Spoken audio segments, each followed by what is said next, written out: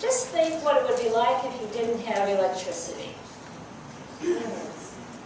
That's what I was thinking about this week in the midst of all this weather and the cold coming. And, you know, it says in the newspaper that they want us to conserve gas because, you know, so much is being consumed with the cold weather. So I was thinking about what would it be like not to have electricity? Now, I've never been without electricity for more than a few hours, which isn't bad. Sort of an adventure if it's a few hours. But what if you were without electricity for days, or even a week or more? What would you miss? So I asked myself that question. What would I miss if I didn't have electricity? I wouldn't miss the television, because I hardly ever watch it. I don't think I'd miss my cell phone after the batteries ran out. However, I would miss the computer. And I would miss the iPad after they were no longer working, since I do almost all my work on a computer. However, that loss might be made up for by getting to eat all the ice cream in the freezer before it melted. Of course, there wouldn't be any reason to do that in this weather, because you could just set it outside. But what would you miss if there was no electricity? Of course, if the heat and the hot water were affected, I would miss those things. And I'd be very thankful for any light in the darkness, particularly as night fell. I'd be glad for a candle or a flashlight so that I wouldn't have to sit in the dark. You know, the fact of the matter is that there's more than one kind of dark, and there's more than one kind of light. I was reading, it was around Christmas time, about those poor people in Michigan who experienced an ice storm on December 23rd. And they were without electricity for over a week, right at Christmas time. And there was a Methodist church that was in the area as well, but for whatever reason, that part of town had electricity. And so they were sheltering people who were without electricity, until the crowd got so large that they had to move to a school. And yet, on Christmas Day, when of course everyone had their own things to do, particularly if you happened to be among the lucky ones who had electricity, on Christmas Day, members of that congregation went to the church, made Christmas dinner, and took it to the power refugees at the school. So there's more than one way to be in the dark, and more than one way to be light.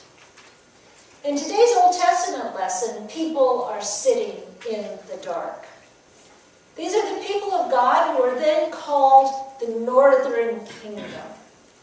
And their land had just been overrun by the Assyrians. So the towns, the villages, the cities, their homes laid bare.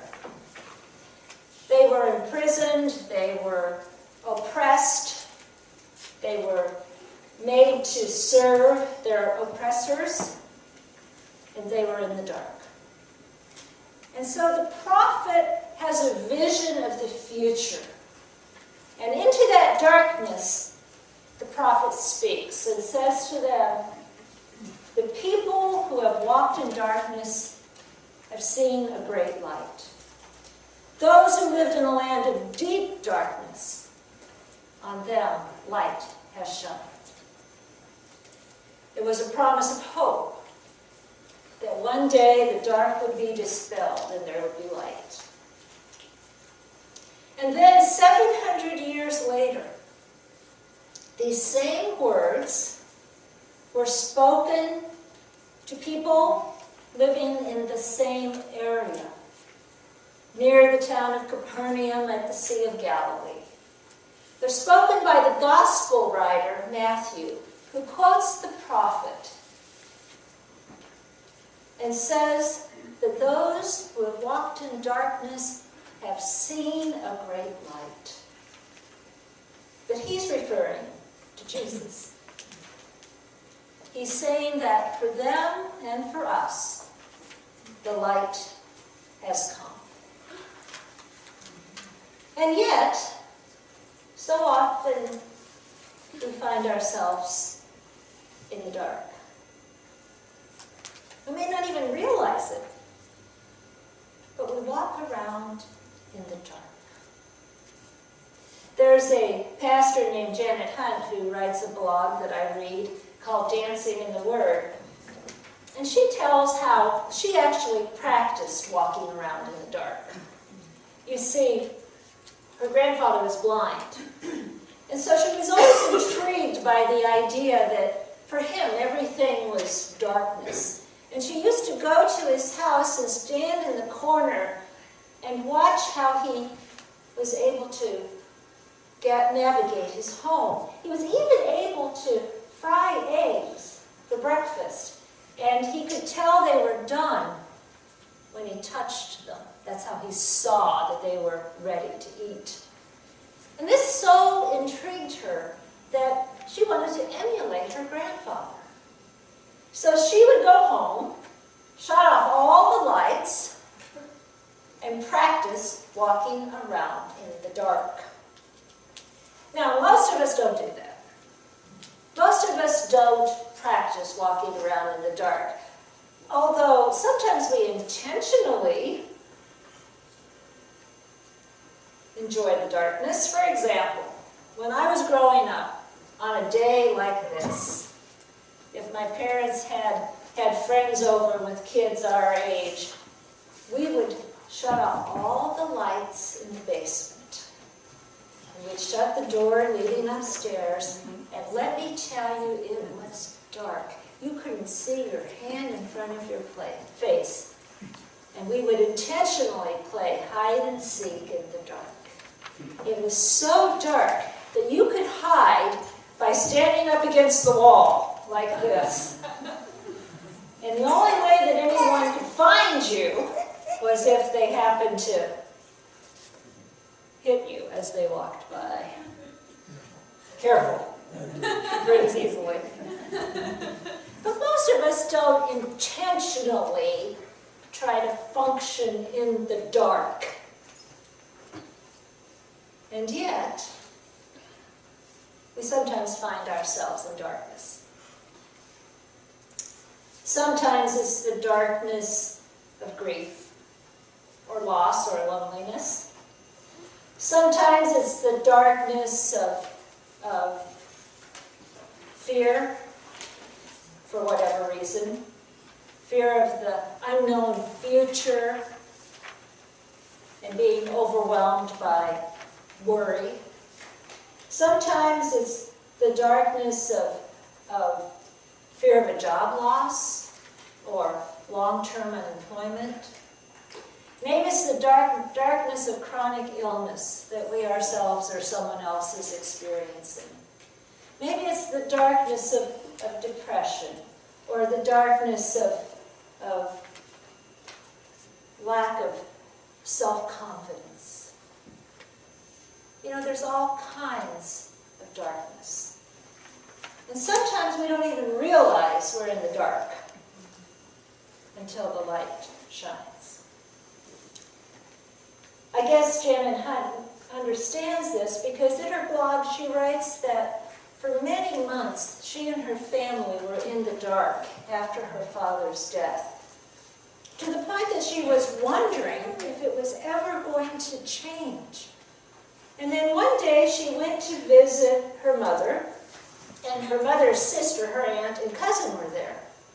And they were all in the kitchen, and Pastor Hunt says that she paused for a moment in the living room to pick up a magazine, and she heard this sound of uproarious laughter in the kitchen.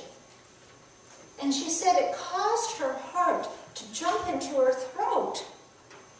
And she realized it was as if someone had turned on a light, because it had been so long since anyone had laughed. in that household. And it was at that moment that she realized how much they were in the dark. Now, she said that the darkness didn't completely go away. But that moment of laughter was the promise, the hope that the light would come. So I would guess, well, I know, that we know what it means to be in the dark, be it for a short period of time or for a long period of time. And I would say that if we know what it means to be in the dark, then it's entirely possible that the disciples that we read about in today's gospel lesson also knew what it meant to be in the dark. Let's think about those people, Andrew, Peter, James, and John. They live in an occupied country. They do back-breaking work, day in and day out. They must pay high taxes to people who are not their own countrymen. And they have to face the usual challenges of being human, of living in an imperfect world. So it seems to me that even though they may not have realized it, they might have known what it was like to be in the dark. And then along came this rabbi named Jesus. And he caught their attention because when he talked about the kingdom of God, it was as if he'd been there. Now, most scholars say that Jesus may have lived in Capernaum for a while.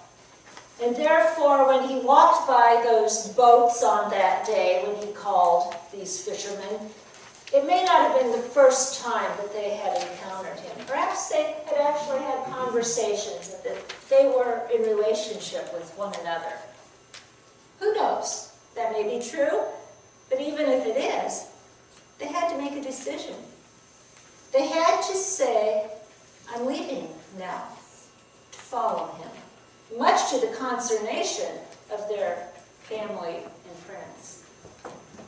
So the question always is, what would cause them to do that? What caused them to get up and go? To leave their family, to leave their profession, to leave behind all that they knew? Here's what I think. I think that when they looked at Jesus, when they heard Jesus call them, they realized that they had been in the dark. Up until that point, they hadn't really realized it, as may be true for some of us. And then they saw the light, so to speak. They saw in his face, they heard in his voice, the light that shatters the darkness. And it was so compelling to them.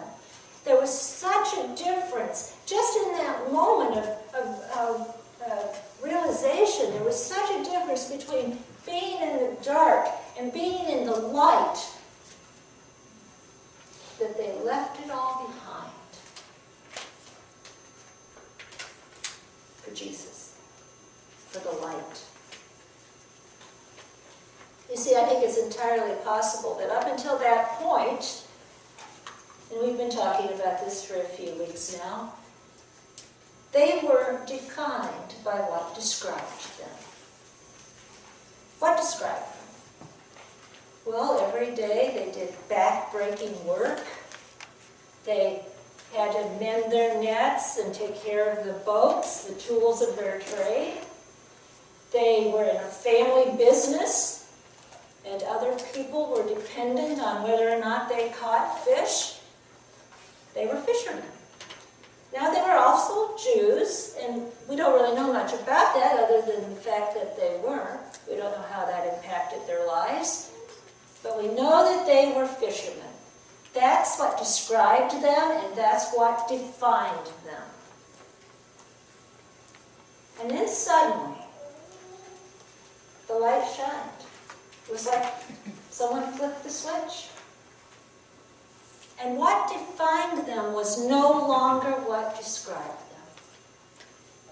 Instead, what defined them is the same thing that defines us. That they were God's children.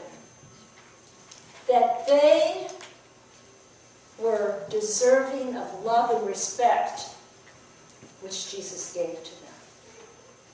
That God would use them to care for the world. And so they were called to fish for people. What in the world does that mean? I remember when I was a little kid, I thought that was so funny to think about somebody casting a line, fish for people. How many of you sang the song in Sunday school, I will make you fishers of men? I don't know, we still sing that. Well, fishing for people, according to Professor David Lose, has to do with being in relationship.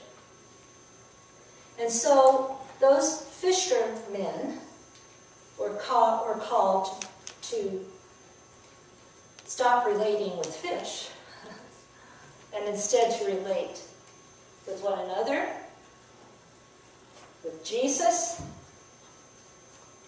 and with everyone with whom they came into contact from that point on. It's all about relationship. Well, we're called to be fisher people, to fish for people. What does that mean? Oh, we say we know what it means to be in relationship. Do we? Let's remember that to be a follower of Jesus means to mirror what Jesus does and to do what he taught us. So what did Jesus teach us about relationships? He taught us that to be in relationship means to bear one another's burdens. To be in relationship means to be supportive, but to also hold each other accountable lovingly. To be in relationship means to include those who are often excluded.